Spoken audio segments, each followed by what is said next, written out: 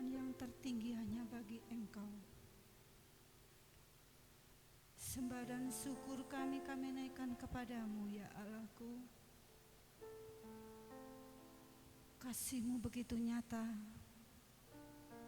Kasih-Mu telah Engkau berikan kepada setiap kami, umat-Mu yang Engkau kasih ya Bapa. Hari ini kami bersyukur Yesus. Oleh sebab pengorbanan-Mu, kami boleh mendapatkan hidup. Kami yang seharusnya mendapatkan maut, oleh karena pengorbanan-Mu di atas kayu salib, Engkau sudah membebaskan kami. Engkau sudah menyelamatkan kami ya Bapa. Terima kasih ya Allahku, buat anugerah-Mu yang sungguh luar biasa, anugerah-Mu yang terbesar di dalam hidup setiap kami ya Allah. Kami naikkan syukur kami kepadamu pagi hari ini. Kesempatan indah yang Kau berikan kepada kami ya Bapa, untuk kami boleh ada di rumah kemuliaan-Mu ini, meninggikan Engkau, memuliakan Engkau sebagai Raja yang besar, penyelamat dunia Yesus. Kami bersyukur Engkau memilih kami, Engkau menyelamatkan kami Bapa dari setiap dosa, kesalahan dan pelanggaran kami ya Allah. Terima kasih ya Bapa. Pagi hari ini Yesus, kami menyerahkan ibadah pada pagi hari ini ke dalam tangan kuasa-Mu Bapa. Setiap hamba-Mu yang Kau percayakan untuk melayani hari ini, kami percaya Yesus, Engkau sudah memperlengkapi setiap kami dengan urapan-Mu, sehingga Bapa di surga, pelayanan kami pagi hari ini benar-benar bertujuan hanya untuk menyenangkan Engkau Yesus, belajar membalas kebaikan-Mu yang sungguh luar biasa ya Bapa. Kami percaya dari awal, pertengahan sampai akhirnya nanti, ibadah kami adalah ibadah yang diberkati. Engkau hadir memberikan secara khusus dan menemui kami secara khusus ya Bapa, sehingga Tuhan Yesus, setiap kami yang datang pagi hari ini, kami boleh pulang mendapatkan berkat yang daripada-Mu ya Bapa. Bapa di surga, menyerahkan juga bangsa dan negara tercinta kami ke dalam tangan kuasa-Mu. Bangsa Indonesia yang kami cintai, bangsa Indonesia yang kami banggakan. Kami bersyukur boleh ada dan hidup di tengah bangsa yang besar ini ya Tuhan. Kami percaya Yesus, Engkau sudah memulihkan bangsa kami. Engkau sudah mengampuni bangsa kami ya Allah. Para pemimpin Yesus, kami menyerahkannya ke dalam tangan kuasa-Mu. Dari Bapak Presiden, Bapak Menteri, Bapak Gubernur, Bupati Wali Kota, Bapak Camat, Bapak Lurah, Kepala Dusun RT RW, kami menyerahkannya kepada-Mu ya Yesus.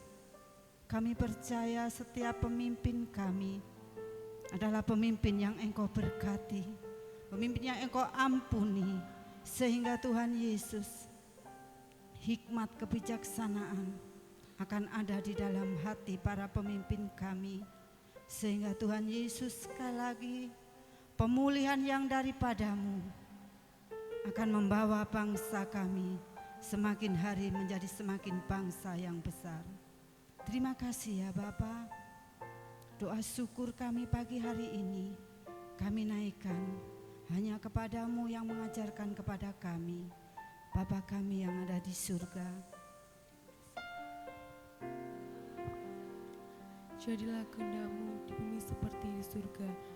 Berikanlah kami pada hari ini makanan kami yang cukupnya, dan ampunilah kami akan kesalahan kami, seperti kami juga mengampuni orang yang bersalah kepada kami. Dan janganlah membawa kami ke dalam pencobaan, tetapi lepaskanlah kami daripada yang jahat. Karena Engkau-lah yang punya kerajaan dan kuasa dan kemuliaan sampai selama-lamanya.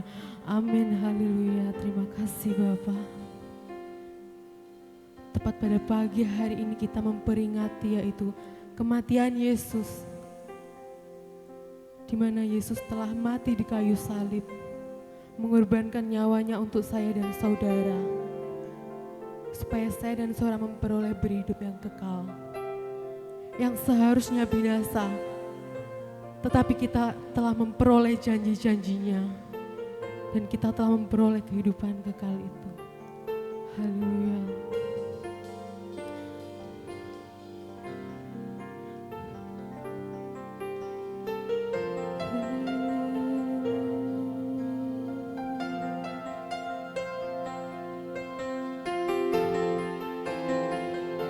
Terima kasih Bapa.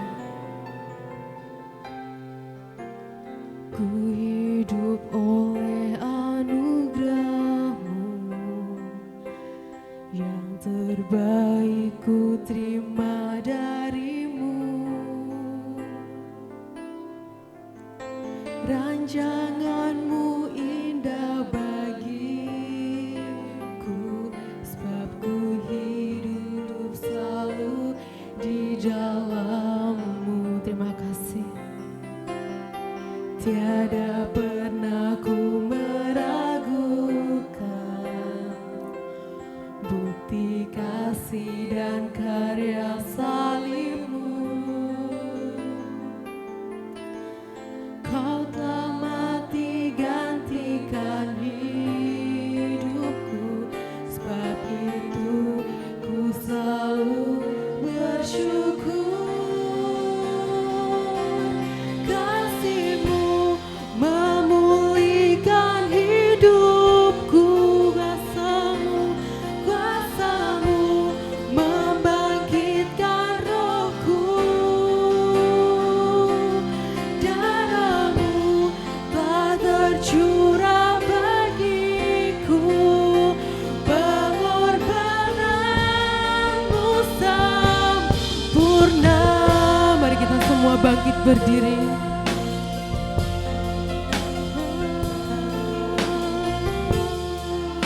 Pengorbanan-Mu yang ajaib bagi kami. Ku hidup oleh anugerah-Mu, yang terbaik ku terima dari-Mu. Rancangan-Mu indah bagiku, sebab ku hidup selalu di dalam-Mu. Tiada pernah ku meragukan bukti kasih dan karya salib-Mu. Kau telah mati gantikan hidupku, sebab itu ku selalu bersyukur.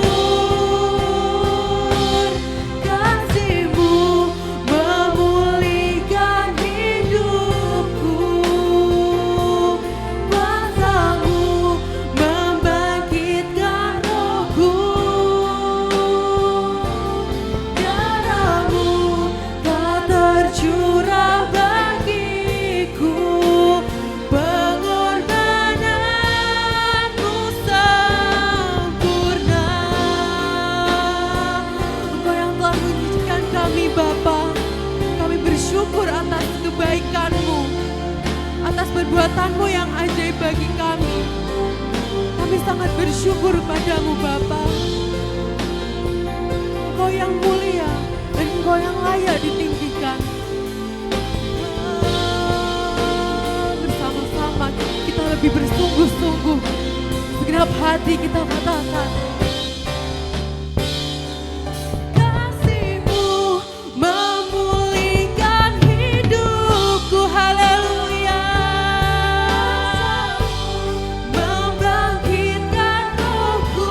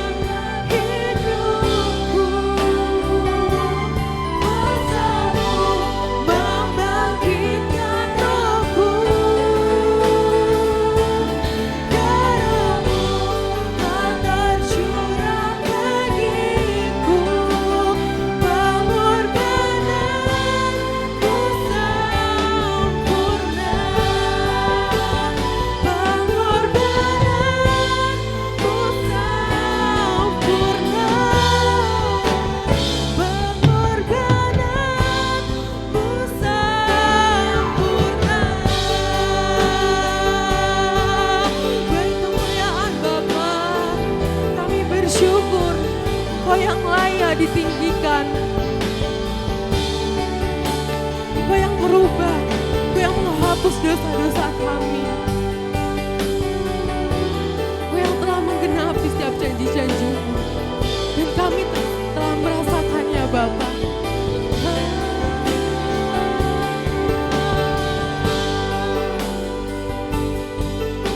Kasih-Mu yang sangat baik Bapa. Terima kasih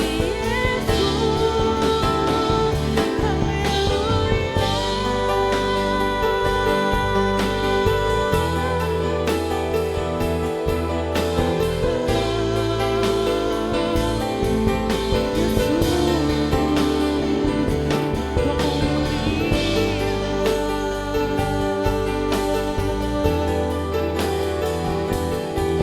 Terima kasih Tuhan, hanya karena kasih-Mu Bapa yang telah selamatkanku, hanya karena kasih-Mu Bapa yang telah merubah hidup kami, menghapus segala dosa kami. Bersama-sama kita semua katakan, karena kasih-Mu yang selamatkanku, menyucikan dan menebus hidupku, ku mau bersyukur buat pengorbanan-Mu, Maha mulia dan terindah Kau, karena kasih-Mu yang selamatkanku, menyucikan dan menebus hidupku, ku mau bersyukur buat pengorbanan-Mu, Maha mulia dan terindah Kau, Yesus. Maha mulia dan terindah Kau, Yesus. Maha mulia, bersama-sama katakan, terindah Kau, Yesus. Beri kemuliaan bagi Allah kita, Allah Sang Penyelamat bagi kehidupan kita, Allah yang telah menghapus segala dosa kita.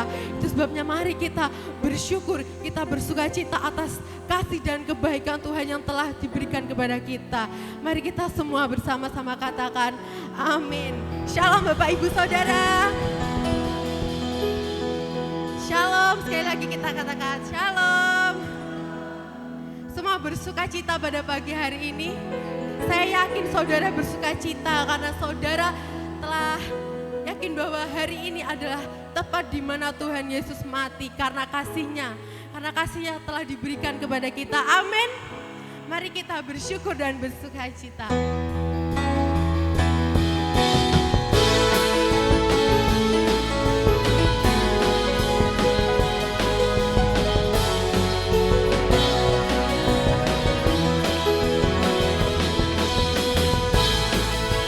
Dia telah mati bagi kita semua dan Dia bangkit untuk kita semua.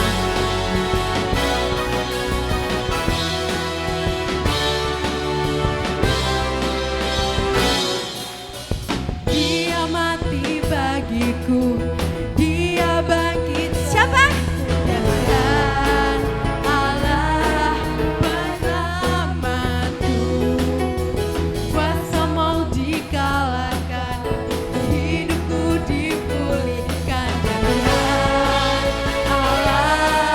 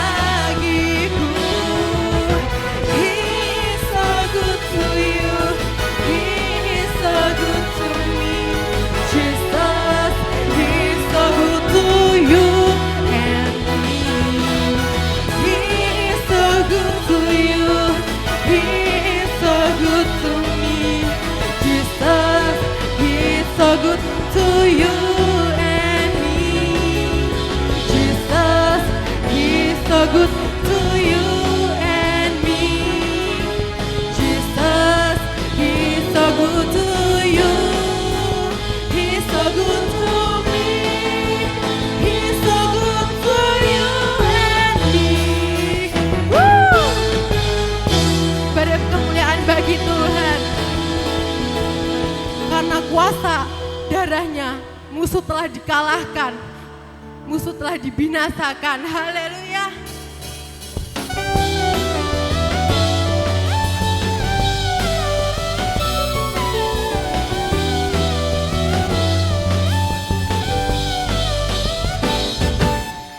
Sekarang telah tiba keselamatan dan kuasa dan pemerintahan Allah kita, kuasanya yang diurapinya, karena telah dilemparkannya pada pendakwa kita. Sekali lagi, sekarang telah tiba keselamatan dan kuasa dan pemerintahan Allah kita, kuasanya yang diurapinya, karena telah dilemparkannya pada pendakwa kita. Oleh darah anak domba, oleh apa? Oleh kesaksian kita, iblis dikalahkan, kuasanya dihancurkan oleh darah anak domba.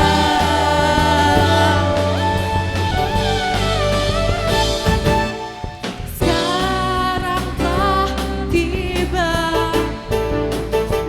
keselamatan dan kuasa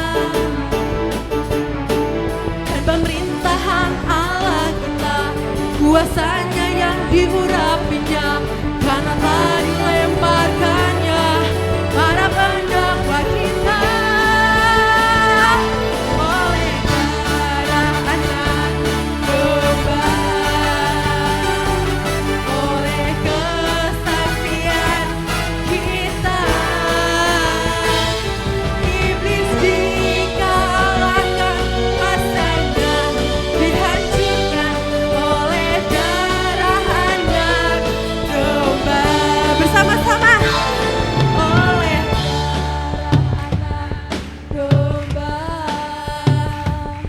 oleh kesaksian kita, iblis dikalahkan, kuasanya dihancurkan oleh darah anak domba. Oleh darah anak domba, oleh kesaksian kita, iblis dikalahkan, kuasanya dihancurkan oleh darah anak, oleh darah anak, oleh darah anak domba.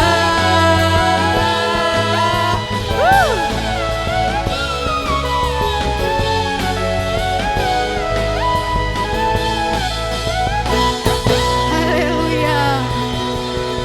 Oleh darah anak domba kita telah diselamatkan dan kita telah dibebaskan. Amin.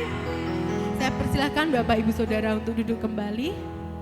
Sebentar kita akan menyaksikan dan menikmati persembahan pujian dari Bapak Ibu GBI Diaspora Sejahtera Karanganyar. Dipersilahkan.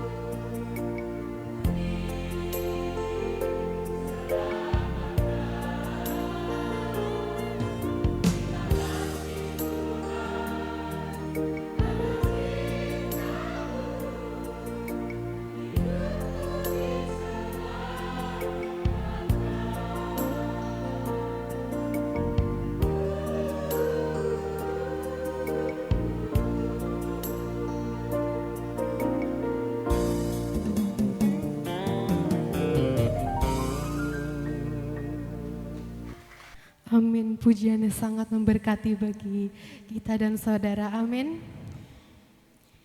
Dari pujian tadi kita melihat bahwa penderitaan yang Tuhan Yesus alami, darah yang tercurah, kita bisa melihat bahwa Tuhan itu cinta kepada kita semua.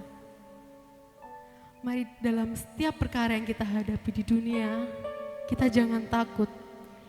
Kita berpedoman pada Tuhan, pada firman-Nya.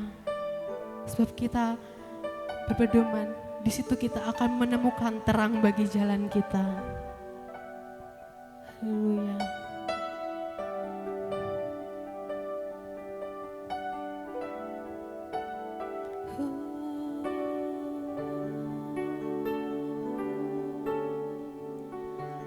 Firman jadi manusia, diam di antara kita. Ada hidup terang bagi manusia. Engkau datang bagi kepunyaanmu. Firman jadi manusia, diam di antara kita. Ada hidup terang bagi manusia. Engkau datang bagi kepunyaanmu. Yesus, Kaulah juru selamatku. Ku akui Kau Tuhan bagiku. Kau terang bagi saat gelapku. Kau pintu bagi setiap jalan. Mari kita semua bangkit berdiri. Firman jadi manusia, diam di antara kita. Ada hidup terang bagi manusia. Engkau datang bagi kepunyaanmu. Yesus, Kaulah juru selamatku. Ku akui Kau Tuhan bagiku. Kau terang bagi saat gelapku. Kau pintu bagi setiap jalan. Yesus, Kaulah juru selamatku. Ku akui Kau Tuhan bagiku. Kau terang bagi saat gelapku. Kau pintu bagi setiap jalan. Yesus, Kaulah juru selamatku. Ku akui Kau Tuhan bagiku. Kau terang bagi saat gelapku. Kau pintu. Yesus, Yesus, Kaulah juru selamatku. Ku akui Kau Tuhan bagiku. Kau terang bagi saat gelapku. Kau pintu bagi setiap jalan. Pagi ini adalah saat yang istimewa. Diingatkan kita kembali bahwa di Dia sangat mengasihi engkau dan saya. Dia relakan dirinya mati di kayu salib, menggantikan saudara dan saya. Dalam penderitaannya tidak pernah setetes air mata pun turun. Dia memikul, dia menanggung sampai pada akhirnya. Sebab itu bela pagi ini momen untuk kita kembali. Di momen Paskah yang luar biasa. Kita kembali mengizinkan Dia yang selama ini mengetuk pintu hati kita untuk Dia boleh masuk menjadi Tuhan dan Juru Selamat secara pribadi. Sebelum firman Tuhan disampaikan, akui Dia dalam hatimu, dalam hidupmu. Tuhan, sekali lagi ku mengundang Engkau sebagai Tuhan dan Juru Selamat bagiku. Yesus, Kaulah Juru Selamatku. Ku akui Kau Tuhan bagiku. Kau terang bagi saat gelapku. Kau pintu. Sekali lagi masuklah Tuhan. Pimpinku ya Tuhan, ya Adonai bagiku.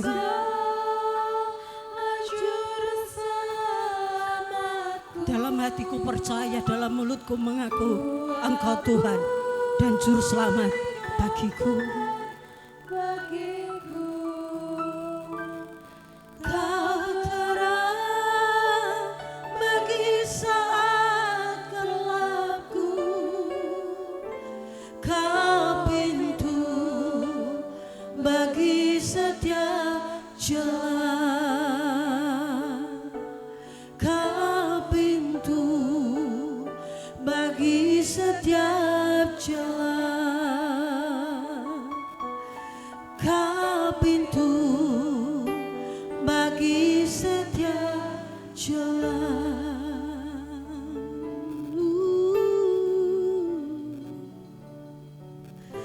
Yesus,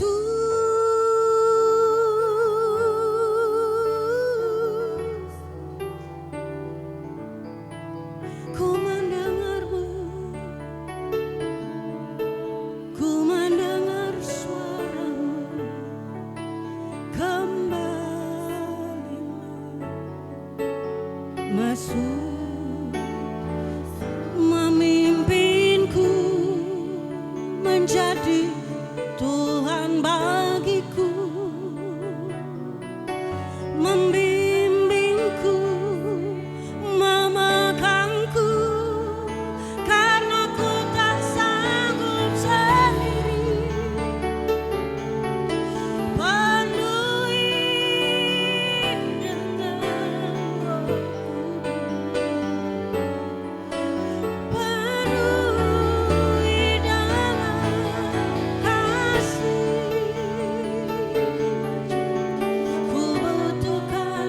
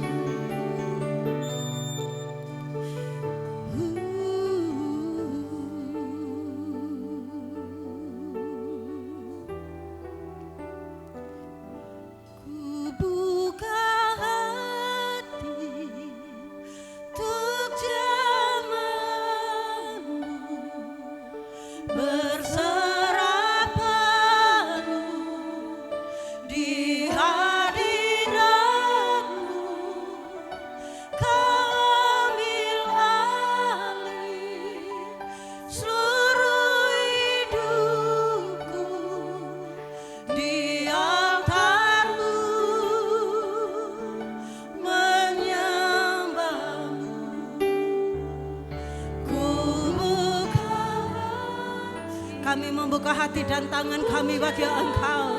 Lawat kami Tuhan.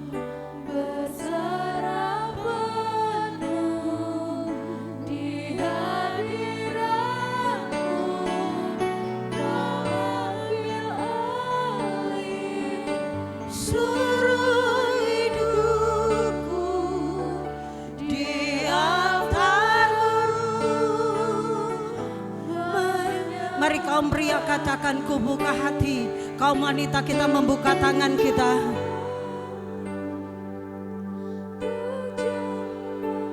Jamah setiap kami,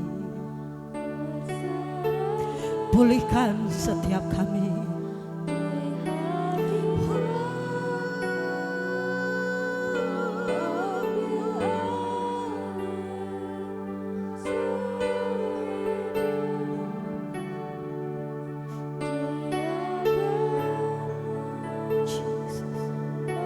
Mari kaum pria menengadahkan tangan, kaum wanita katakan, ku buka hati,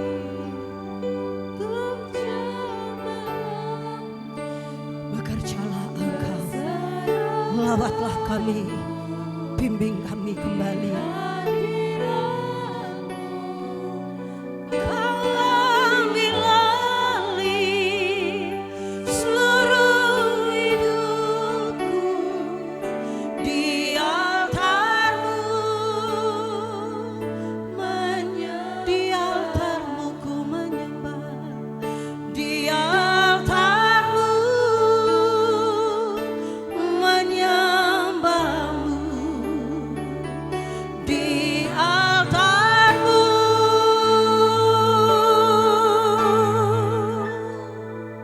ku menyembah-Mu.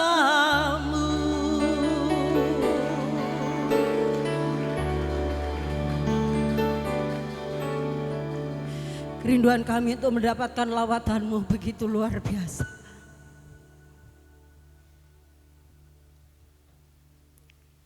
Kami butuh Engkau.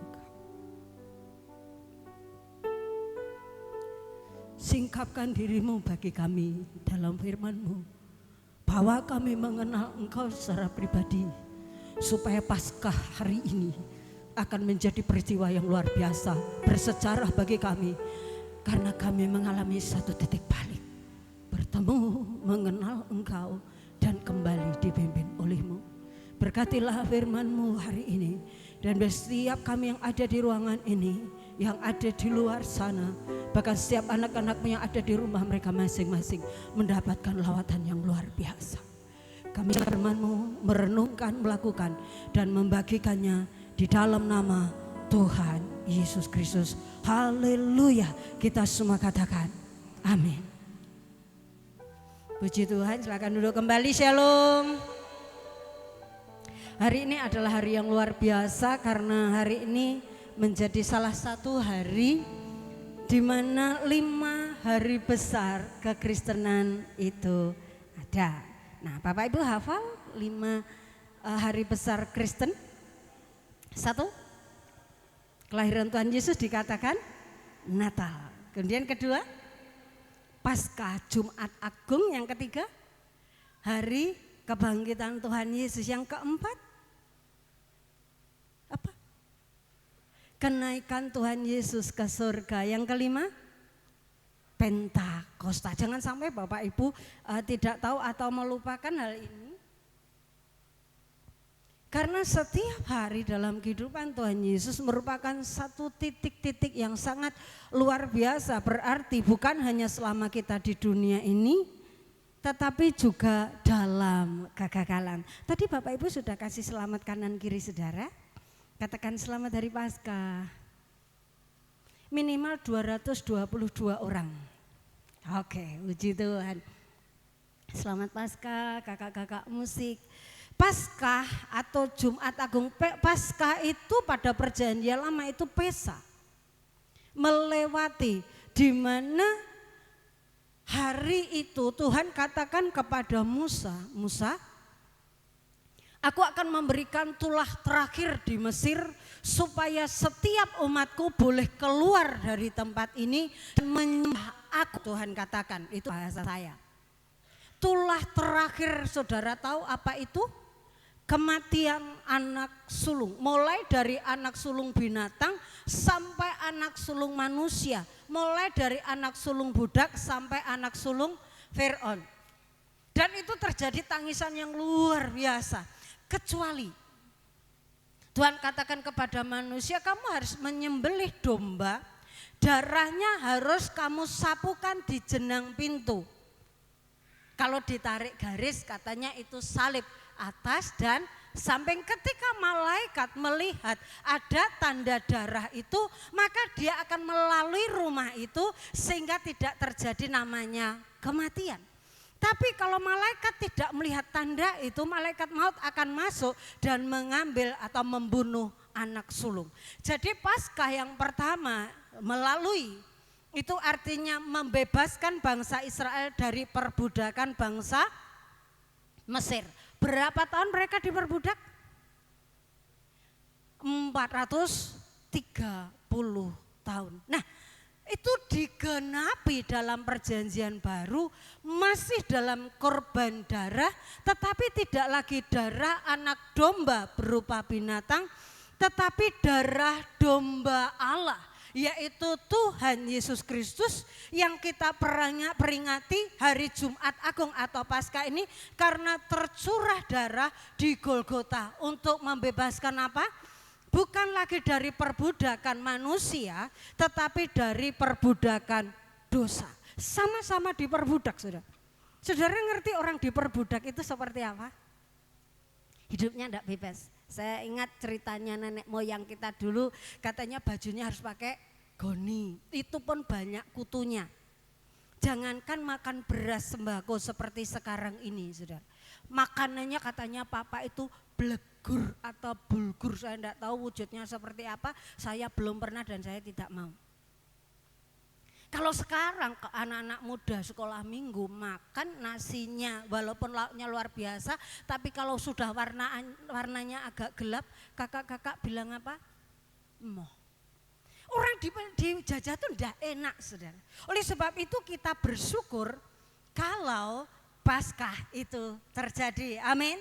Sehingga kita walaupun ada di dunia ini, saya katakan dosa-dosa kita sudah ditebus di dalam kayu salib, katakan amin. Melalui darah anak domba Allah, tadi puji-pujian kaum bapak ibu, dalam derita itu ada cinta. Dia mengorbankan semuanya bagi saudara dan saya, kasihnya sehingga menebus saudara dan saya dari kebinasaan menuju hidup yang kekal. Puji Tuhan, hari ini dalam Jumat Agung atau dalam Paskah, puji Tuhan beberapa tahun terakhir itu saya lihat di catatan khotbah saya, Bapak Gembala mempercayakan saya untuk khotbah setiap Jumat Agung. Itu sudah kalau tidak keliru sudah 5 tahun. Saya lihat hampir setiap saat, hampir setiap tahun saya sampaikan kepada saudara sebuah film yang namanya, nah ini, The Passion of the Christ. Dan saya lihat saudara, setiap tahun, walaupun itu kita lihat, tiap tahun kita lihat, kita masih saja menangis, ya apa enggak? Alasannya apa? Oh, mengingat, oh kasih Tuhan ya, dalam deritamu kulihat cinta, cinta kasih yang tiada terberi, memancar dari bukit itu. Jadi kita mengingat kasihnya yang luar biasa, sehingga ketika kita melihat film ini kita menangis. Atau mungkin saudara juga ada yang bilang gini, aduh enggak tega aku, enggak mentolo aku. Akhirnya kita menangis. Ada juga yang mungkin bapak ibu ketika melihat atau juga anak-anak itu karena takut. Jadi tangisan kita tuh macam-macam alasannya. Tetapi hari ini kita akan belajar tangisan di hari Paskah. Pernahkah saudara dan saya bertanya, ketika kita lihat film itu kita nangis dulu. Dampaknya apa bagi kita? Ketika tangisan itu sudah hilang, dampaknya apa? Kira-kira membawa perubahan apa enggak? Nah, hari ini perlu kita tanyakan kepada diri kita, aku nangis itu untuk siapa? Dan kenapa sih aku nangis? Saya ingin tanya pada Bapak Ibu Saudara, nangis itu boleh enggak? Bagi cowok-cowok, bapak-bapak boleh nangis Pak? Karena kadang-kadang kalau cowok nangis tuh, enggak usah nangis, jangan cowok cemen gitu. Saya ingin katakan pada saudara, menangis itu sehat loh. Untuk kesehatan mental kita, kesehatan tubuh kita itu sehat. Karena ada zat yang keluar itu menyehatkan kita. Emosi kita jadi sehat. Orang kalau enggak pernah nangis itu bahaya saudara. Tapi kita perlu bertanya alasannya. Nah kadang-kadang ketika kita menangis alasan kita apa? Ibu-ibu pernah nangis Bu? Kenapa kok nangis? Duh kaya ngene rasane gitu Bu. Apa munda regane. Lah gitu. Biyen cukup blonjo sakmene. Saiki etuk sakmene gitu. Gitu Bu. Duh kok nelongso men aku toh. Gitu. Nangis itu boleh, tetapi kita harus tanya alasannya. Kalau alasannya khawatir, tiap hari khawatir nangis, Tuhan aku sesuk mau apa? Blegur. Tuhan anakku sesuk piye? Lah kalau kita tangisan kita seputar hal-hal yang seperti itu alasannya negatif, itu tidak sehat lagi bagi mental kita. Nah hari ini kita akan belajar mulai dari Lukas 23 ayat 27 dan 28.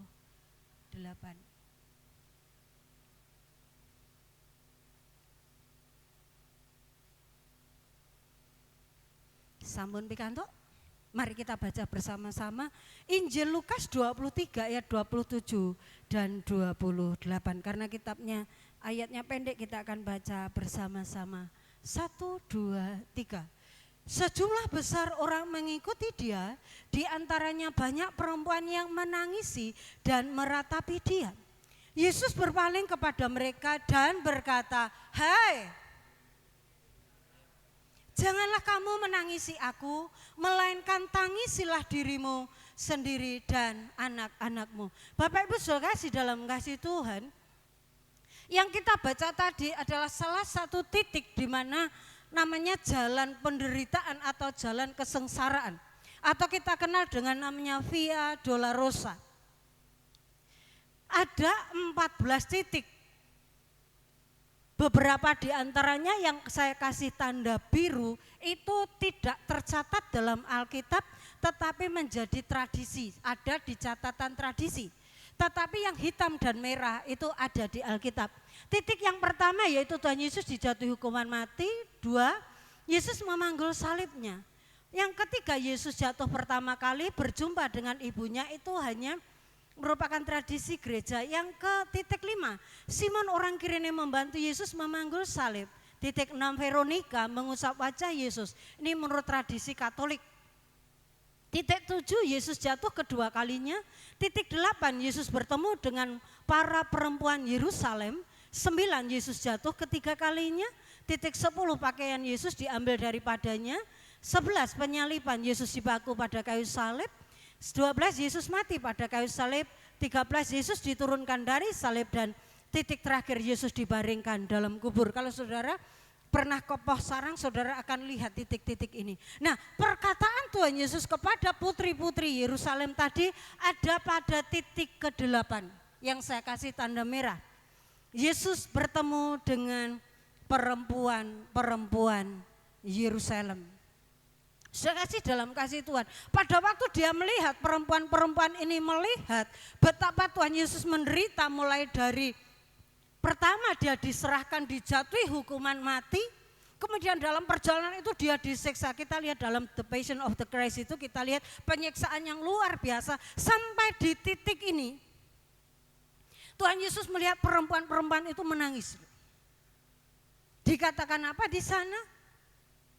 Yesus berpaling kepada mereka, perempuan-perempuan itu dikatakan, "Ojo tangisi aku. Tangisilah siapa? Dirimu sendiri dan anak-anakmu." Kalau Tuhan Yesus pernah nangis enggak? Pernah. Paling tidak ada 2 kali. Ketika Tuhan melihat Yerusalem, masuk ke kota Yerusalem, dan ketika Lazarus mati. Tapi apakah dalam penderitaannya mulai dari Getsemani sampai Golgota Tuhan Yesus nangis? Enggak. Tuhan tahu kapan untuk meneteskan air mata, Tuhan tahu kapan untuk menahan air mata, Tuhan tahu kapan memeluk, kapan dia tidak memeluk. Nah, hari ini dalam peristiwa Paskah kita belajar mengapa dan untuk siapa tuh kita menangis. Saya katakan hari ini, tangisilah dirimu sendiri. Sekali lagi, menangisi diri sendiri bukan karena nasib. Tangisilah dirimu sendiri dan generasi kita. Beberapa hari yang lalu saya ngomong sama kakak Paulus, ngenes mah. Takut saya lihat anak-anak muda sekarang ini. Kita yang generasi lebih senior secara umur, kita yang gantung sama Tuhan, gandol Gusti.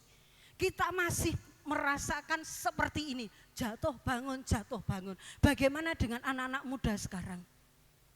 Kita lihat saudara, kenakalan remaja sekarang ini sudah enggak diekspos lagi. Karena apa? Sudah kelewat. Kemarin di Sumatera terjadi incest, kakak sama adik. Sampai punya anak 3 yang 2 keguguran. Hal yang luar biasa terjadi hari-hari ini. Sebab itu Tuhan katakan, kamu enggak usah nangisi aku. Tapi tangisilah dirimu sendiri dan tangisilah generasi yang sekarang ini. Pernahkah Bapak Ibu Saudara dalam doa saudara, dalam pikiran dan hati saudara terbeban untuk melihat kepada anak-anak? Ataukah saudara berkata, wis bene yo jamane. Saya ingin katakan hari ini melalui peristiwa Paskah, Tuhan mau dalam kehidupan kita kembali peduli. Kita kembali kepada panggilan kita memperdulikan, mari kita lihat rohani kita. Jemaat GBI Karanganyar sudah sangat diberkati. Sudah tidak zamannya lagi kita mengejar berkat. Saudara. Ketika kita mencari Tuhan dengan sungguh-sungguh, berkat mengikuti saudara dan saya. Tahun-tahun ini membuat kami hamba Tuhan yang ditaruh di tempat itu nangis. Nangisnya bangga. Cuma jenengan paringi omah tuh Tuhan. Enggak usaha. Cukup manut. Diparingi lahan untuk bekerja. Yang lainnya diperlengkapi. Kalau saudara lihat saya kadang-kadang sama papa, sama mas, kakak itu di rumah itu. Jemaat yang dikasih kendaraan karena jauh. Sudah ada sekitar 2 atau 12 atau 13. Ketika kami masuk yang punya sepeda motor, Bapak Widodo dan Bapak Sutrisno. Sekarang sudah dikeberkati. Jadi ndak usum meneh.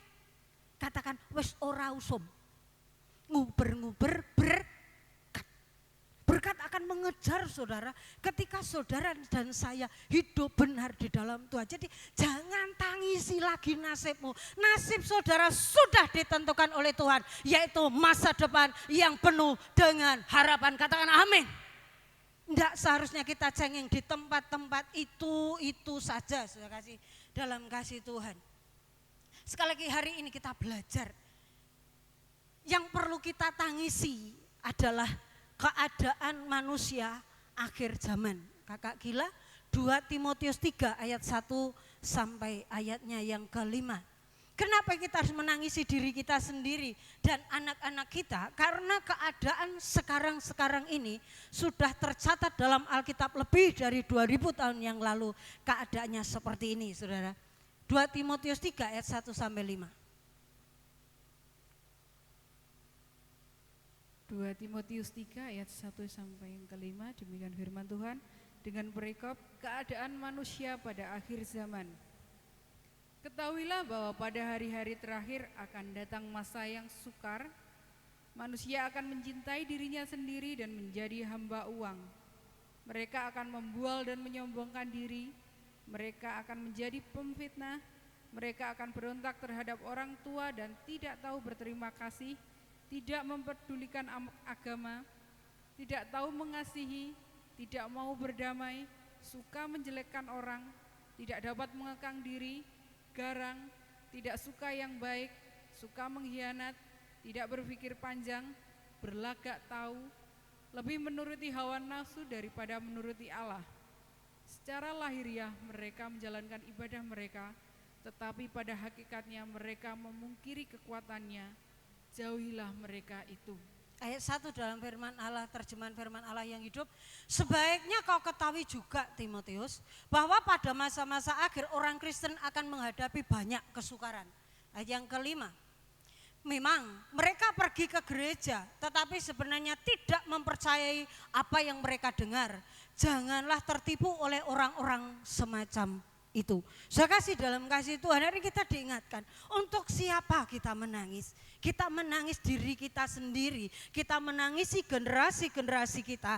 Karena keadaan akhir-akhir ini, keadaan zaman sekarang, zaman edan. Sudah lihat ciri-ciri khasnya seperti itu. Sekarang pertanyaan kita kembalikan kepada kita. Apakah aku ada dalam ciri-ciri itu? Yang kesemuanya dikatakan, saya gambarkan di situ, aku. Sing penting aku. Tidak memperdulikan yang lain, bahkan dikatakan mereka ke gereja. Tetapi mereka ke gerejanya juga untuk aku. Ben aku diberkati, biar aku disembuhkan, biar orang lain tidak mengatakan hal ini dan hal itu, makanya aku duduk di sini. Jadi Tuhan dimanfaatkan, itu keadaan manusia akhir zaman. Kita perlu saudara, kita introspeksi, dan kalau kita menangis tangisan pertobatan. Ya Tuhan, aku masih melakukan hal ini. Seringkali saya katakan, ketika kita mengaku dosa, Dia akan mengampuni. Ketika kita mengeraskan hati tidak mengakuinya, maka dikatakan Tuhan juga tidak akan mengampuni kita. Jadi perlu ada tangisan pertobatan di situ. Makanya dalam setiap ibadah, doa yang pertama harus dinaikkan adalah doa pengakuan dosa. Jadi kita mengakuinya dan kita memiliki satu komitmen. Firman apa harinya aku dengar Tuhan, dari situ aku akan berbalik kepadamu. Menakutkan sudah. Beberapa waktu yang lalu saya ke garis depan. Firman Tuhan sampaikan seperti ini. Kalau kita cukup dengan kerohanian kita sekarang ini, dan yang tadi yang berpijak pada dua sisi, Tuhan iya, dunia iya, surga itu apakah masih menjadi milik kita nantinya? Saudara tahu Musa? Musa itu kurang apa? Bahkan sampai hari ini tidak ada orang seperti Musa yang hatinya lembut. Tetapi toh seperti itu dia tidak berhak masuk Kanaan. Bagaimana dengan kita? Makanya mari ketika kita menangis bukan lagi tangisan nasib, bukan lagi tangisan kekhawatiran, bukan tangisan ketakutan dan lain sebagainya. Tetapi mari kita menangis tangisan pertobatan. Cari Tuhan dengan sungguh-sungguh, mengakui itu dengan sungguh-sungguh, dan kita percaya di saat air mata kita tertumpah dengan sungguh-sungguh, Tuhan akan memulihkan kita. Katakan amin. Yang kedua, mengapa kita perlu menangis? Kita membutuhkan lawatan Tuhan. Bapak Ibu, jujur kalau kita memakai cara manusia tidak bisa. Bahkan saya pernah katakan kepada Mas, ojo digawe tangan terus karo mulut terus tenang untuk mengatasi adik-adik kaum muda, mengarahkan, membimbing. Jak doa, dengkulmu digawe. Ayolah doa puasa. Karena apa? Roh itu kalau sudah mengikat sudah, itu akan sulit dilepaskan. Dan kalau kita melepaskannya secara daging kita tidak akan bisa. Kita membutuhkan kekuatan supranatural, yaitu dari Roh Kudus. Untuk apa? Melawat kita. Kita lihat Matius 17 ayat 11. Ayat 10 dan 11 kakak gila. Matius 17 ayat 10 dan 11. Matius pasal 17 ayat 10 dan 11 demikian firman Tuhan. Lalu murid-muridnya bertanya kepadanya, kalau demikian mengapa ahli-ahli Taurat berkata bahwa Elia harus datang dahulu? Jawab Yesus, memang Elia akan datang dan memulihkan segala sesuatu. Maleakhi 4 ayat 5 dan 6. Sesungguhnya aku akan mengutus Nabi Elia kepadamu menjelang datangnya hari Tuhan yang besar dan dahsyat itu. Maka ia akan membuat hati bapak-bapak berbalik kepada anak-anaknya dan hati anak-anak kepada bapak-bapaknya, supaya jangan aku datang memukul bumi sehingga musnah. Tangisan yang kedua yang harus kita miliki adalah tangisan bagi lawatan Allah. Kita membutuhkan lawatan Tuhan, kita membutuhkan jamahan Tuhan, kita membutuhkan kuat kuasa Roh Kudus untuk kita benar-benar menjadi murid Kristus. Menjadi murid itu tidak enak, disampaikan beberapa minggu terakhir, harus hidupnya disiplin, harus taat, harus ini dan itu tuh tidak gampang. Tetapi kalau Roh Kudus ada dalam kehidupan saudara dan saya, Dia akan memampukan saudara dan saya hidup benar di dalam Dia. Amin. Dikatakan lawatan Allah terjadi untuk apa? Memulihkan keadaan. Dan Elia harus datang. Karena sekarang ini seperti zaman Elia pada waktu itu. Elia datang untuk apa? Memulihkan hati bapa kepada anak. Hati anak kepada bapa. Ingin saya katakan kepada saudara, survei begitu banyaknya. Kenapa akhir-akhir ini terjadi kenakalan remaja yang luar biasa? Karena kehilangan sosok bapak.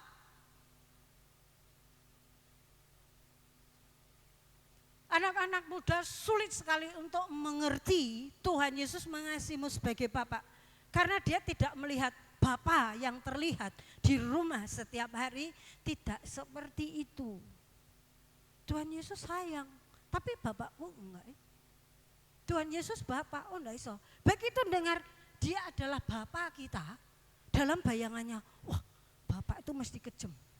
Bapak itu mesti suka memukul. Bapak itu mesti suka membentak. Itu yang ada karena apa? Yang dia lihat setiap harinya sosok Bapa seperti itu. Makanya secara khusus Paulus katakan pada jemaat di Efesus, hai Bapak-bapak, jangan bangkitkan amarah anak-anakmu. Kalau gereja Betel Indonesia, diaspora sejahtera Karanganyar, mau generasi kita adalah generasi yang tangguh. Mari kita minta lawatan Tuhan supaya apa? Menyentuh hati bapak-bapak kembali ke anak-anaknya. Sehingga akan terbentuk di situ generasi yang kuat, akan terbentuk generasi yang dikasihi. Orang tuh kalau dikasihi, saudara, akan mudah untuk tunduk, akan mudah untuk mengikuti instruksi. Oleh sebab itu perlu hari ini dalam Paskah hari ini kita menangisi generasi-generasi kita. Saya kena percaya Bapak Ibu suka berdoa, suka mendoakan anak-anak, suka doanya apa? Berkatilah, berkatilah, berkatilah, berkatilah. Pernahkah Pak?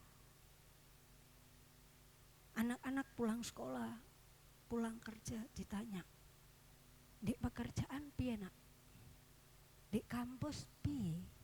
Di sekolahan piye? Pernah Pak?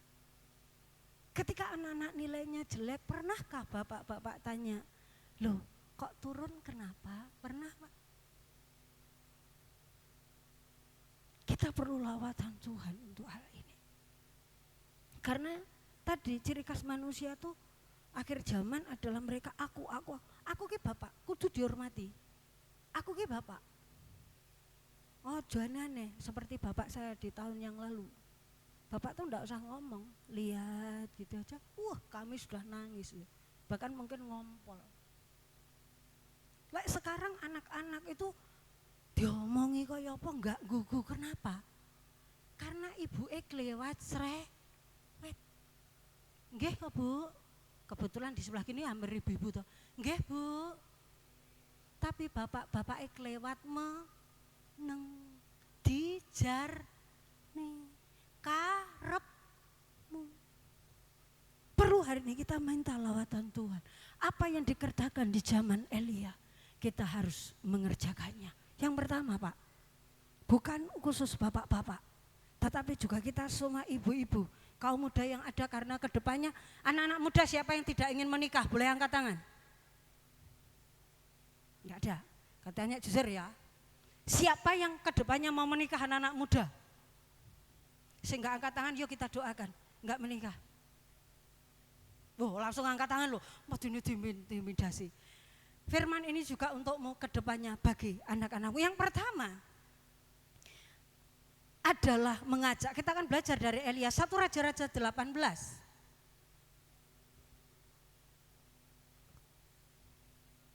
Ayat 30a, kakak gila.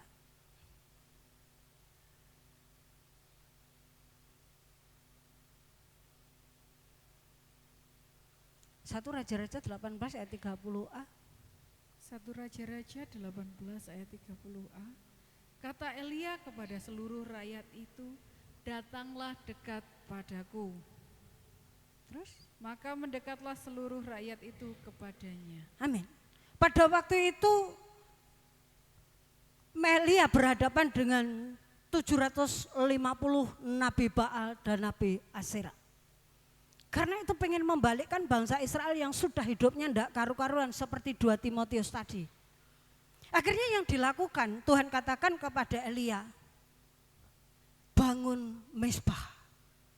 Tetapi Elia tidak membangunnya sendiri. Dia mengajak seluruh bangsa itu, dia katakan kepada bangsa itu, datang, ayo mendekat. Dia mengajak orang-orang itu untuk terlibat di dalamnya. Saya tanya pada saudara, Elia bisa bekerja sendiri? Bisa. Dia berdoa 3,5 tahun enggak hujan? Enggak hujan. Dia bisa saja minta kepada Tuhan, berikanku kekuatan seperti Simpson untuk memindahkan batu. Bisa. Tetapi kenapa Elia mengajak umat Israel yang lain? Saya ingin katakan kepada saudara hari ini, untuk kita meminta lawatan Tuhan dalam kehidupan saudara dan saya, kita perlu mengajak. Mengajak itu KBBI katakan tindakan mempengaruhi seseorang untuk melakukan hal yang sama. Seseorang itu juga bisa diri kita sendiri. Makanya Mazmur katakan, pujilah hai jiwaku. Mengajak dirinya sendiri. Kalau kita merasa bahwa kita sudah hidup tidak lagi takut akan Tuhan seperti 2 Timotius, atau kerohanian kita kering seperti zaman Elia, maka kita perlu mengajak diri kita sendiri lebih dulu. Berdoa. Jangan saudara enggak ngajak diri sendiri, tetapi saudara memerintahkan kepada anak-anak saudara, doa, ibadah. Sementara saudara enggak boleh. Ajak diri kita sendiri, taklukkan diri kita sendiri. Maaf, sekarang bulan puasa. Dikatakan mereka apa? Mengendalikan, bukan mengendalikan diri. Apa tuh? Mengekang diri. Kalau kita tidak hanya mengekang suatu hari tali kekangnya putus, los gitu, seperti kuda tak bertali.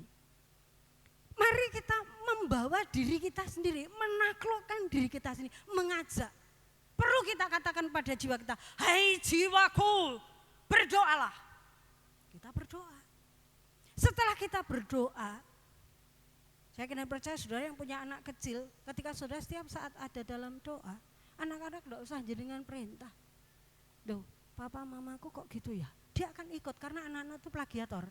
Atau kalau ketika anak saudara sudah mulai SD, SMP, SMA, sudah perlu aja doa. Saya ingat waktu Stephen belum nikah itu kalau enggak doa, saya bangunkan dia enggak gini, Cuk, bangun. Enggak. Saya tarik tangannya, saya dudukkan dia. Tangi, doa. Kita ajak. Jadi mari kita perlu adanya satu kesepakatan. Saudara dan saya di tempat ini, di ruangan ini, dan juga saudara yang ada di rumah, kita perlu mengajak siapa?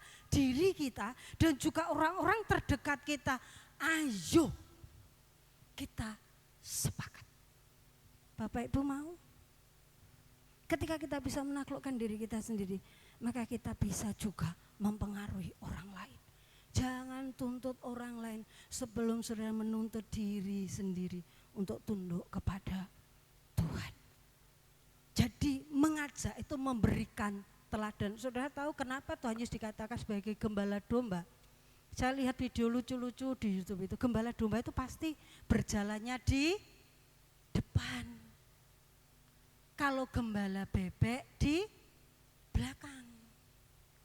Kira-kira Bapak Ibu di rumah enak jadi gembala domba apa bebek? Bapak-bapak. Kalau saudara harus sebenarnya gembala domba, diikuti istrimu, diikuti anak-anakmu. Ibu-ibu juga seperti itu, menggembalakan dirinya sendiri dan diikuti anak-anak. Itu perlu, jadi kita mengajak. Jadi Elia tidak berjalan sendiri, tetapi dia mengajak berarti ayo. Katakan pada kanan kirimu, ayo. Yuk disenggol, ayo. Soalnya mulai ngantuk sudah. Ayo nih rodok banter toh. 2, 3. Lah, gitu. Ayo. Yang kedua, memperbaiki misbah. Misbah itu bicara tentang perjumpaan pribadi dengan Tuhan. Bapak Ibu sudah kasih dalam kasih Tuhan. Kenapa lawatan Allah itu tidak terjadi dalam kehidupan kita? Karena misbah saudara dan saya itu roboh. Jangan sampai kita seperti 2 Timotius tadi. Kelihatannya ibadah, doa. Tapi doa saudara itu hanya doa yang ya rutinitas. Tuhan Yesus terima kasih. Aku masih hidup hari ini. Yuk aku kerja Tuhan. Tapi saudara tidak pernah benar-benar merasakan lawatan Tuhan gitu secara pribadi gitu loh. Jadi kita perlu hari ini memperbaiki kembali saat-saat perjumpaan kita pribadi dengan Tuhan itu kira-kira masih utuh atau enggak. Apakah aku masih merindukan Tuhan secara pribadi atau enggak? Makanya seringkali kalau saya ada di latihan musik dan lain sebagainya tuh saya mesti ngomong, yuk kita bawa dalam doa pribadi ya supaya pelayanan kita berkenan kepada Tuhan. Kita perlu membangun mesbah. Bahkan Hagai katakan, kamu menaruh di kantong bolong. Kamu makan tapi tidak pernah kenyang, kamu minum tidak pernah puas. Kamu bekerja tidak pernah kaya, karena apa? Karena rumahku kau biarkan menjadi reruntuhan. Sekali lagi bukan orang yang kepadaku berseru Tuhan, Tuhan. Ia akan masuk di dalam kerajaannya. Tetapi orang-orang yang melakukan firman Tuhan, orang-orang yang memiliki hubungan pribadi dengan Tuhan, orang-orang yang selalu dekat dengan Tuhan, orang-orang yang selalu merindukan Tuhan, itu yang akan Tuhan kenali. Jadi perlu kita perhatikan hari ini. Saya yakin dan percaya, saya menyadari firman ini akan sangat keras, tapi saya rindu membangunkan saudara. Bangun mesbahmu. Jangan hanya cukup puas di gereja, tetapi di rumah saudara, di tempat-tempat saudara. Saya rindu di rumah-rumah keluarga saudara ada namanya mesbah doa. Dibiasakan saudara. Tapi aku kan gak bisa doa lama-lama. Siapa ngomong doa lama-lama? Doa 1 jam lah. Jadi katakan, oh 1 jam belum bisa, setengah jam. Oke. Ada persekutuan doa di situ. Saya kasih dalam kasih Tuhan. Ketika zaman Elia, mesbah belum dibangun, sudah tahu 3,5 tahun kekeringan. Dampak kekeringan sudah ngerti ya, gagal panen. Sudah katakan ekonomi gini, aku ki ngopo ya kok sulit gitu. Kerja tuh wes maksimal. Sampai sikil guys, sirah guys sikil loh. Tapi kok panggah bolong ini kenapa ya? Kok panggah minus kenapa ya? Duit ada, berkat banyak. Satu sakit, satu sembuh, satu sakit, satu sembuh, satu kecelakaan, satu jatuh dan lain sebagainya. Terus piye iki? Ayo kita duduk hari ini. Mungkin mesbah saudara sudah runtuh. Dampak keruntuhan itu kekeringan. Di rumah itu kering rasanya. Ngomong sak ngomong nglarani hati, itu kering. Tanaman yang hidup di tanah kering itu namanya kaktus. Ngomongnya penuh dengan tusukan gitu. Kenapa? Karena jiwanya kering. Jangan salahkan satu dengan yang lain. Oh itu gara-gara suamiku, oh itu gara-gara istriku, oh gara-gara anak, gara-gara orang tua. Enggak. Mungkin mesbah saudara sudah runtuh. Jadi mari yang kedua, bangun kembali mezbah. Yang ketiga, ada kesatuan. Kakak gila 1 Raja-Raja 18, 31, 32.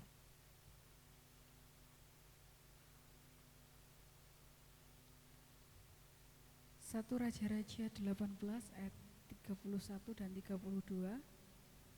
Kemudian Elia mengambil 12 batu menurut jumlah suku keturunan Yakub. Kepada Yakub ini telah datang firman Tuhan, engkau akan bernama Israel. Ia mendirikan batu-batu itu menjadi mezbah demi nama Tuhan dan membuat suatu parit sekeliling mezbah itu yang dapat memuat 2 sukat benih. Amin. Diambilnya 12 batu. Saudara tahu kenapa kok harus 12? Karena saya 12 karena saya 12 saudara. Kalau saudara kenapa kok batunya harus 12? 12 suku. Suku Israel itu ada siapa saja? Yuk. Putra Yakub iku rolas punjul siji 2 3.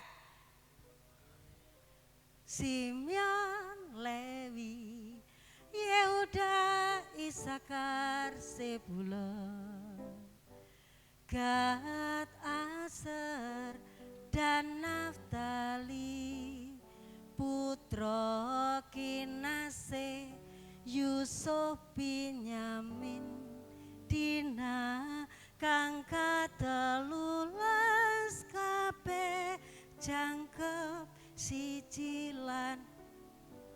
Dina ndak dihitung karena dia perempuan.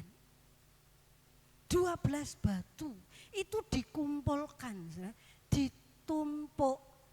Ada satu kesatuan di situ kokoh. Ndak mudah goyah, itu kuat, ndak mudah runtuh. Walaupun di sekitarnya itu digali parit. Ndak hanya gali parit, dikasih air, ndak cukup dikasih air, dikasih lembu. Bebannya apa ndak berat? Berat. Tetapi karena 12 batu itu saling mengikat, itu menjadi kuat. Di dalam kita merindukan lawatan Tuhan, kita perlu namanya kesehatian, sepakat. Karena dalam kesepakatan Tuhan janji apa? Apa saja yang kamu minta, Tuhan akan memberinya. Dahsyatnya kesepakatan itu loh saudara. Bahkan Mazmur 133. Oh betapa indahnya dan betapa eloknya bila hidup dalam kesatuan, baurapan di kepalaru, yang kejanggut dan cobanya turut, seperti embun yang dari Hermon mengalir ke Bukit Sion, ke sana. Buat apa? Agar berkat-berkat dicurahkan, kehidupan untuk selamanya. Oh betapa indahnya. Saya pernah mendengarkan satu kesaksian. Kalau saudara pernah makan kukus Blitar, itu ada namanya Pak Didi. Beliau itu punya hutang itu ndak 1-2 juta M. Saya belum pernah lihat uang M. Bangkrut itu masih punya tanggungan M. M itu nolnya berapa? Berapa? 9, betul 9? Selidik punya selidik saudara. Ternyata saudara ngerti enggak? Pak Didik itu sendiri bersaksi. Kalau saudara ketemu saudara bisa tanya. Istrinya selingkuh, suaminya enggak iso terima. Terus tukaran. Yang terjadi ekonomi hancur sampai di dasar. Setelah dia ketemu dengan seorang konselor yang kemarin khotbah di sini pas mati lampu itu, Pak Ishak Tulus itu, dikonseling. Pulihkan dirimu, pulihkan hubungan suami istri, maka berkatmu. Saudara lihat sekarang punya outlet berapa ratus yang ada di Indonesia. Pemulihan suami istri itu perlu loh saudara. Jadi siapa yang hari ini suami istri sedang tidak baik-baik? Boleh angkat tangan? tolong difoto Kak. Ada? Perlu adanya di situ kesatuan. Nak, anak kaum muda sekolah minggu. Ada yang sekarang tidak baik-baik dengan orang tuanya? Hormatilah ayahmu dan ibumu supaya kamu berbahagia dan lanjut umurmu di tanah yang Tuhan berikan kepadamu. Uripmu kok seretnya apa? Lah hormatmu kepada ayah ibumu lo ndak ada. Dek, ngapa?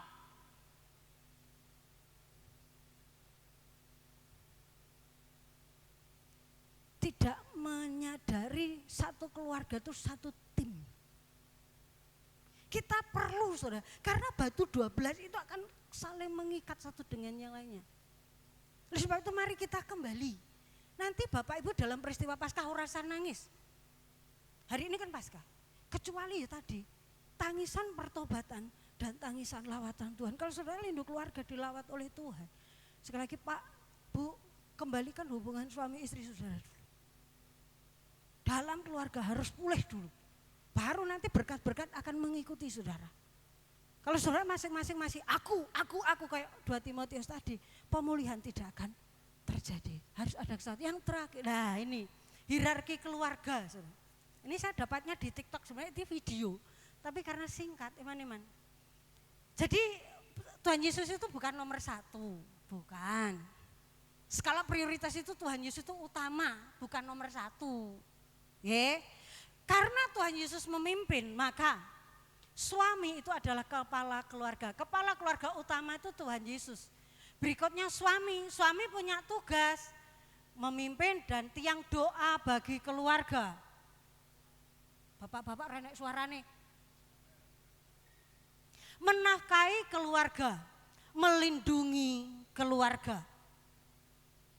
Di bawahnya di situ ada istri menyayangi keluarga, mengajar anak-anak dan mengurus keluarga. Kemudian ada anak-anak menghormati orang tua, takut kepada Tuhan dan menyayangi orang tua. Ini harus ada. Karena dalam kehidupan saudara sekali lagi satu tim. Nah, dan yang terakhir adalah doa. Saya kena percaya kata doa bagi orang Kristen itu sesuatu yang sego jangan. Pripun ta sego jangan niku? Sego jangan niku pripun? Paku linan. Lek wong Jawa mame sego karo jangan, gak ngerti lah orang NTT wis rasah dibahas itu. Mungkin apakah ikan sama sambel apa lauk dan lain sebagainya. Jadi membicarakan tentang doa saudara sudah enggak? Hah? Wow, enggak. Ya, kami melakukannya di dalam rumah kami. Doa itu adalah meminta dengan sungguh-sungguh dalam Yakobus 5 ayat 17 sampai 18. Nanti saudara baca di rumah. Elia itu orang biasa. Tetapi ketika dia meminta dengan sungguh-sungguh, maka tidak terjadi hujan 3,5 tahun. Dan ketika dia berdoa, turunlah hujan. Kita orang biasa, amin. Tetapi ingat Elia juga orang minta doa.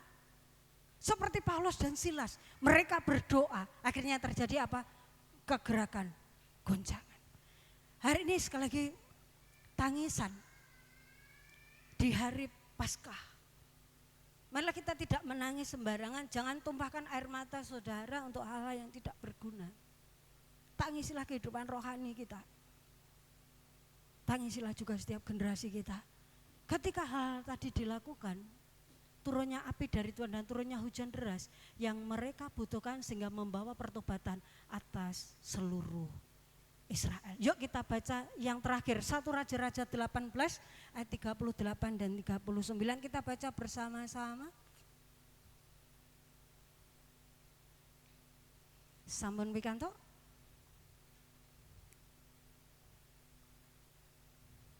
Satu Raja-Raja 18 ayat 38-39, 1, 2, 3. Lalu turunlah api Tuhan menyambar habis korban bakaran, kayu api, batu dan tanah itu, bahkan air yang dalam parit itu habis dijilatnya. Ketika seluruh rakyat melihat kejadian itu, sujudlah mereka serta berkata, Tuhan dialah Allah, Tuhan dialah Allah. Kita rindu kegerakan terjadi di tempat ini. Melalui keluarga-keluarga.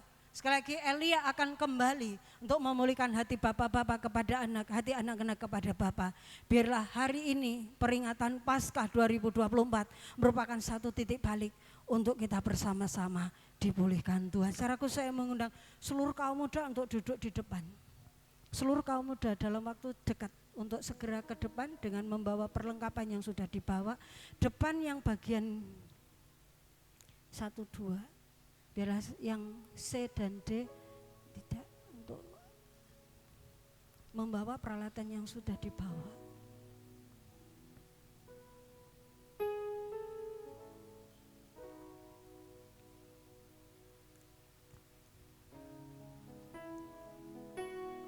Jejeng-jejeng anak muda. Punyanya Stevo belum ada isinya nak, diisi dulu.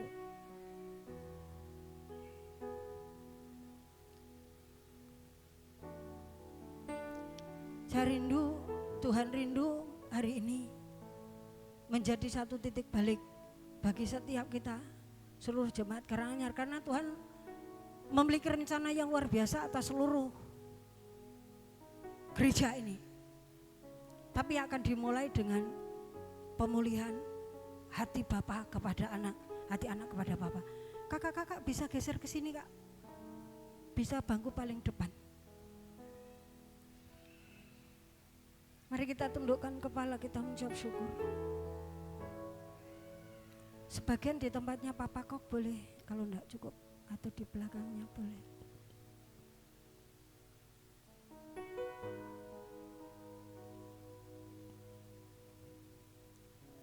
Bapak Ibu yang hari ini putra putrinya enggak ikut, tetap didoakan. Dan Bapak Ibu yang punya putra-putri yang ada di depan, lihat, pernahkah saudara menangis untuk mereka atau saudara sekedar marah? Mereka memiliki pergumulan Pak Bu. Mungkin di sekolah mereka mendapatkan tekanan, mereka mendapatkan pembulian. Mungkin mereka tidak cerita di rumah karena sosok Bapak tidak ditemui. Dimulai dari hubungan Bapa dan anak. Hari ini kita minta lawatan Tuhan terjadi atas seluruh keluarga besar Karanganyar. Mari setiap orang tua yang ada di tempat ini kita tundukkan kepala. Sebelum Tuhan datang, Elia harus datang lebih dulu memulihkan hati bapak-bapak untuk kembali ke anak. Pak, maukah engkau mengampuni anak-anakmu?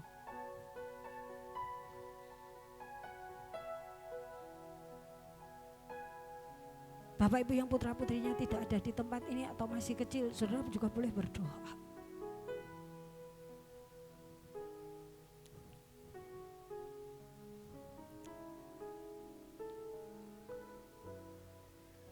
Bapak Ibu yang mungkin belum dipercayai anak-anak, saudara bisa mendoakan generasi-generasi ini. Jangan tangisi aku, tangisi dirimu sendiri dan anak-anakmu. Biarlah mereka mengenal Tuhan.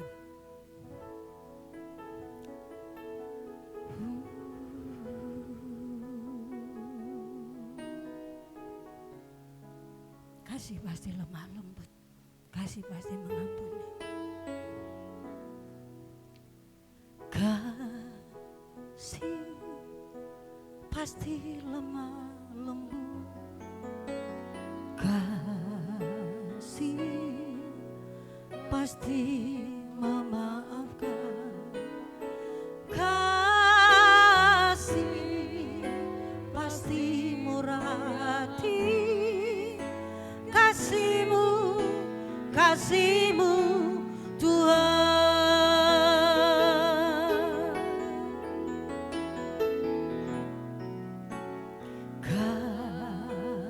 Kasih pasti lemah lembut, kasih pasti memaafkan, kasih kasih murah hati, kasih-Mu, kasih-Mu Tuhan. Dengan sungguh katakan, ajarilah kami ini saling mengasihi, ajarilah kami ini saling mengampuni, ajarilah kami ini kasih-Mu ya Tuhan, kasih-Mu kudus tiada, ajarilah kami, ajarilah kami ini saling mengasihi, ajarilah kami ini saling mengampuni, ajarilah kami ini kasih-Mu ya Tuhan, kasih-Mu kudus tiada batasnya. Sebelum perjamuan kita lakukan, saya minta Bapak Ibu yang memiliki anak kaum muda untuk ada di depan anak-anak. Kita akan adakan rekonsiliasi antara anak dan bapak, anak dan orang tua, khususnya kaum muda. Mereka adalah generasi-generasi yang Tuhan percayakan atas saudara. Anak-anak bisa dilepas sepatunya. Nanti bapak tolong dicuci kaki anaknya, berkati anak-anak. Ibu-ibu bisa mengelapnya dengan tisu yang sudah mereka sediakan. Sambil ampuni anak-anak, doakan mereka. Karena mereka membutuhkan teladan, yaitu Bapak. Supaya mereka bisa mengenal Bapa dengan baik. Bapak Ibu bisa langsung mengucapkan doa. Tumpangkan tanganmu. Mungkin selama ini di rumah belum pernah. Di tempat ini, mari kita akan mulai. Roh Kudus tolong kami.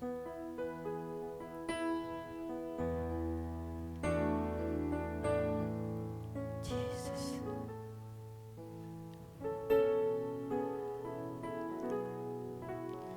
Bila hari ini terjadi rekonsiliasi, hati bapak-bapak kembali ke anak, hati anak-anak akan kembali kepada bapak. Ketika orang tua mencuci kaki anak bukan untuk dikalahkan, tetapi sebagai hamba seperti Yesus.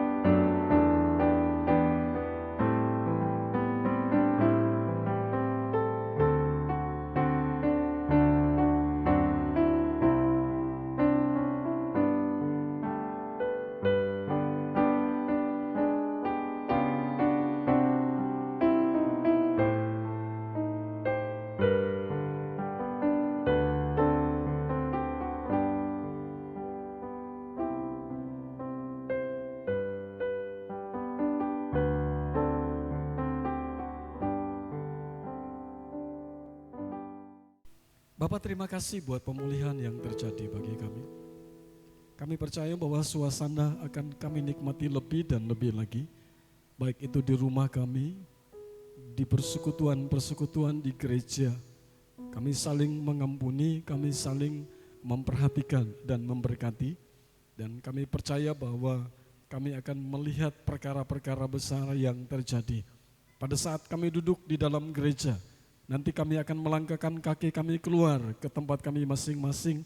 Kami melihat bahwa perubahan itu sudah terjadi, sedang terjadi, dan kami akan menikmati itu. Terpuji-puji namamu, berkati seluruh anak-anakmu sepanjang minggu ini, sawah ladang, perkebunan, peternakan, rumah tangga dan pernikahan mereka. Buat anak-anak yang masih duduk di bangku sekolah, Tuhan tolong berikan kepada mereka hikmat, kemampuan surgawi. Mereka mampu mengerjakan tugas dan mereka boleh mencapai tujuannya dengan kemampuan yang datang daripada Tuhan. Dipakai dan diberkati oleh Tuhan. Yang lemah Tuhan kuatkan, yang susah tuh Roh Kudus hiburkan, yang sakit Tuhan jamah dan Tuhan pulihkan. Di dalam nama Tuhan Yesus Kristus, kami satu hati dan kami berdoa buat Pak Edi yang ada di Blitar. Yang kedua, telinganya belum sempat bisa mendengar. Kami percaya Tuhan yang menciptakan kedua telinga itu. Engkau dokter di atas segala dokter dan tabib di atas segala tabib. Kami berdoa di dalam nama Tuhan Yesus Kristus, bilur-bilurmu sudah menyembuhkan Pak Edi. Dia boleh bersaksi bahwa Tuhan dahsyat, Tuhan luar biasa. Terima kasih. Kami berdoa juga buat Bu Dema yang baru saja Tuhan memanggil kembali suaminya. Penghiburan yang daripada Tuhan, Tuhan berikan kepada beliau. Engkau akan menjadi suaminya dan Tuhan sendiri yang akan terus bekerja di dalam hidupnya. Acara sepanjang akhir pekan ini, kami berdoa Tuhan tolong pakai setiap pelayan-pelayanmu agar kami boleh jadi berkat, nama Tuhan dipuji dan dipermuliakan. Kami akan kembali ke tempat kami masing-masing. Kami akan terima berkat penyertaan Tuhan yang sempurna. Mari kita angkat tangan kita ke atas dan kita terima berkat Tuhan. Dan sekarang Bapak Ibu Saudara yang dikasihi Tuhan, akhir dari ibadah kita pada saat pagi ini, mari kita pulang ke rumah kita masing-masing dengan membawa pulang berkat, yaitu berkat damai sejahtera, berkat sukacita yang telah dikerjakan oleh kekuatan kuasa Roh Kudus-Nya. Boleh turun menyertai bahkan menjadi milik kita semua mulai saat hari ini sampai Maranatha. Tuhan Yesus datang kembali kali yang kedua. Kita pulang dengan membawa pulang berkat, baik berkat rohani maupun jasmani, di dalam nama Tuhan Yesus Kristus. Haleluya. Kiranya Kau memberkati aku berlimpah-limpah dan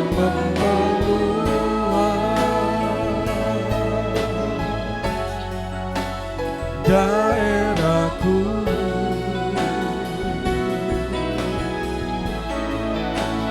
dan kiranya tanganmu menyertai aku dan melindungi aku daripada malapetaka, sehingga kesakitan tidak menimpa, sehingga kesakitan tidak menimpa aku. Selamat pagi, selamat pulang, Tuhan Yesus memberkati.